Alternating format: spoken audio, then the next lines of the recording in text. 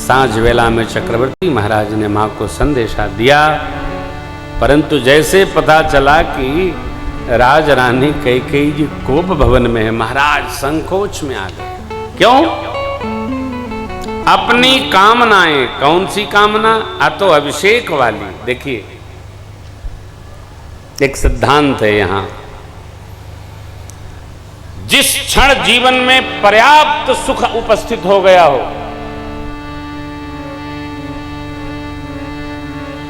सुख में आप डूब रहे हो, उतरा रहे हो, लोग जब सुख में रहते हैं, मस्ती में रहते हैं, तो कहते थे देखो ऐसा समय है, पत्थर नहीं पहाड़ को ठोकर मारूंगा तो 3 कदम बढ़ेगा। युवावस्था में जब आदमी इस स्थिति में रहता है तो उसकी भाषा होती है। परंतु सावधान, ये कभी नहीं भूलना चाहिए कि हम जीव हैं। जब हम पर्याप्त सुख में डुबकियां लगाए रहते, उछलते रहते हैं, आनंद के प्रवाह में डूबते उतराते रहते हैं, उसी सुख के बगल में उसका छुटका भाई दुख खड़ा रहता है कि हमारी एंट्री कब होगी। एकदम धराशायी कर देता है। इसलिए जो सत्संगी है, साधक है, उसको पूर्ण सावधानी बरतनी चाहिए। चलते चलते ये सब भी हो सकता है, सावधान। और ऐसी सावधानी हमको संभाल देती है, नहीं तो कहीं दुख के पहाड़ में आ गए, एकदम सब कुछ समाप्त हो जाए। बेबेयर सदैव सावधान रहना चाहिए। आप विचार करिए, मां ने कुछ विशेष नहीं मांगा, अरे क्या अंतर हुआ, राम जी का तिलक हो कि भरत जी का तिलक हो। किसी भी कार्य के प्रति हम इतने असावधान और निष्ठ न हो जाएं कि यदि वह न हो पाए तो हमारा दिल ही बैठ जाए। ये प्रसंग कहता है। बड़ी अम्बा को कुछ नहीं हुआ, कैकेयी मां तो इधर थी ही। आप जरा विचार करिए प्रसंग के अनुसार, कैकेयी अम्बा राम जननी है। एक संत की मां क्या भगवंत से शत्रुता बना सकती है? कदापि नहीं। परमात्मा ने चित्रकूट में कहा, दो सदेई जननी जड़ तेई, दे गुरु साधु सभा नहीं सेई, दे गुरु साधु सभा नहीं सेई। हे भैया, मां को तो वह दोष देता है जिसने गुरु सेवा न की हो, संतों की सेवा न की हो, साधु विज्ञ पुरुषों की सभा में उपस्थित नहीं रहा हो। आप क्यों दोष करते हो? भरद्वाज जी महाराज कहते हैं, तात कैकेयी दोष नहीं, गई गिरामती धूति। सरस्वती जी ने रचना बनाई नहीं, देवताओं ने रचना बनाई नहीं। देवता कौन होते हैं? भगवान ने रचना बनाई, तब मेरी मां ने सरकार के लिए वन मांगा। वस्तुतः प्रातस्मरणीय पूज्यपाद गोस्वामी तुलसीदास जी महाराज का इतना अद्भुत प्रबंधन है मानस, पढ़ करके नहीं समझा जा सकता हो, इसमें लपटा करके समझा जा सकता है। भगवान का मन रम गया, रमे वो राम ऐसा मन देव न जाना, देवता जान गए। विश्वकर्मा जी को लेकर देवलोक से धरती पर आए भगवान और भैया जी मैया के लिए सुंदर 2 पर्णकुटी, एक लक्ष्मण पहाड़ी पर और एक कामदगिरि महाराज के पृष्ठ छोर में। क्या पर्णकुटी देवता बनाए होंगे, आप जरा विचारिए कुटी कैसी बनी होगी।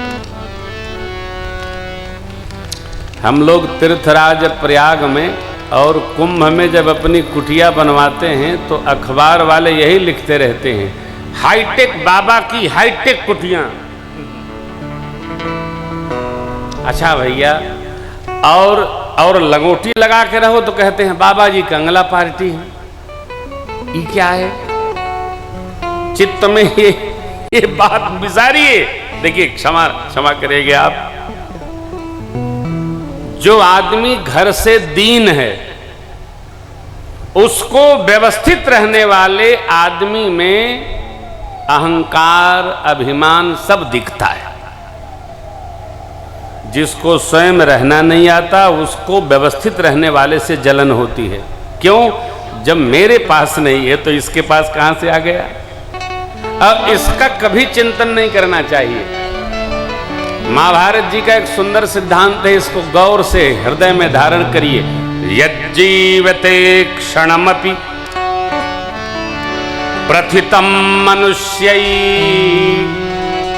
विज्ञान शौर्य विभवादि गुणै समेतम तन्नाम जीवितमिह प्रवदन्ति सन्तः काकोपि जीवति चिरायु बलिंच भुंक्ते काकोपि जीवति चिरायु बलिंच भुंक्ते। श्रेष्ठ पुरुष क्षण मात्र भी जीता है, विज्ञान, शौर्य, वैभव, विभवा आज सब गुणों से संपन्न होकर जीता है। नहीं तो अपना ग्रास घर घर उठाकर कौवा भी 100 साल जीवित रहता है। भगवान का वनवास नहीं भया, भगवान का मंगलवास भया। क्योंकि भगवान बने बने दर दर भटके, तुम्हार खोपड़ी भटके। भगवान दर दर भटकेंगे? अरे निषाद राज जिनके मित्र हैं, राजा मित्र, यहां तो राजा ने राजा जैसी व्यवस्था वहां कर दी। पूरे मार्ग में ऋषमुख के सुग्रीव राजा बाल की विदाई करके सुग्रीव ने परवर्षण पर्वत पर व्यवस्था की। जो कमी पड़ी वो देवताओं ने पहले ही भगवान के चातुर्मास के लिए व्यवस्था बना रखी। हम लोग घर छोड़कर 9 दिन लाला के साथ में, लाला के सानिध्य में रहते हैं, चाहे जहां रहते हैं। जैसी घर में व्यवस्था है वैसी बाहर व्यवस्था है, कोई परिवर्तन नहीं। घर में थोड़ा कमो होए तो बाहर और लाला की व्यवस्था दिव्य होती है। क्यों होती है? ये लाला की कृपा है। आप शरण में रहो और अपने को एकदम शरणागत रखो। देखो कैसी ये वनवास हो गया, भगवान को बड़ा कष्ट हुआ। जो कष्ट में रहता है उसको भगवान भी कष्ट में दिखते हैं। जो दुखी रहता है उसको भगवान दुखी दिखते हैं, और जो मगन है उसको भगवान आनंद में दिखते हैं। आप कभी गौर करिएगा, आप मन से दुखी होंगे तो आपको घर के भगवान भी, आज प्रभु बहुत दुखी हैं, देर से सेवा में जाइएगा तब लगेगा भगवान घूर रहे हैं, आज देर हो गई है। ये अंतस्थ भाव है, ये अनुभूतियों का है प्रसंग। सरकार को कभी कलेश नहीं, आनंद ही आनंद। अरे देखिए, अब कहेंगे ये तो चक्रवर्ती महाराज ने, रामलीला है। सरकार चाहते नहीं, लेकिन यहां सावधानी, हम नहीं चाहते हैं तो बहुत प्रसन्नता यदि जीवन में आ जाए तो चाहे जो हो उसको वचन देते समय सावधान रहना चाहिए। अति प्रसन्नता में किसी को वैसा वचन न दे दिया जाए कि आपको जो प्रिय हो वही मांग ले जाए। अब मांगो, दीजिए दीजिए, 3 वचन दीजिए, लीजिए। अरे पूछ तो लो। कई लोग मेरे से कहते हैं महाराज बुरा न मानो तो एक बात कहूं, तो मैं कहता हूं रुको, यदि बुरा मानने लायक होगी तो अवश्य मानेंगे, इसकी कोई गारंटी नहीं दूंगा। तब बातें समाप्त हो जाती हैं। भाई हमको बुरा लगे आप कहेंगे ही क्यों? अथवा तो बुरा न मानने की फीस दो, ये तो गलत बात है ना। बुरा कौन नहीं मानता? जो कोमा में होता है, जो पागल होता है, अथवा जिसको अच्छे बुरे का बोध नहीं होता है। लेकिन जो समझ रखता है वो आप कैसी भी बात कहो सकता, आप किसी की निंदा करें, मेरा स्वभाव नहीं सुनने का। आप निंदा करोगे मैं चुपचाप सुनता रहूंगा, देखूंगा, नहीं।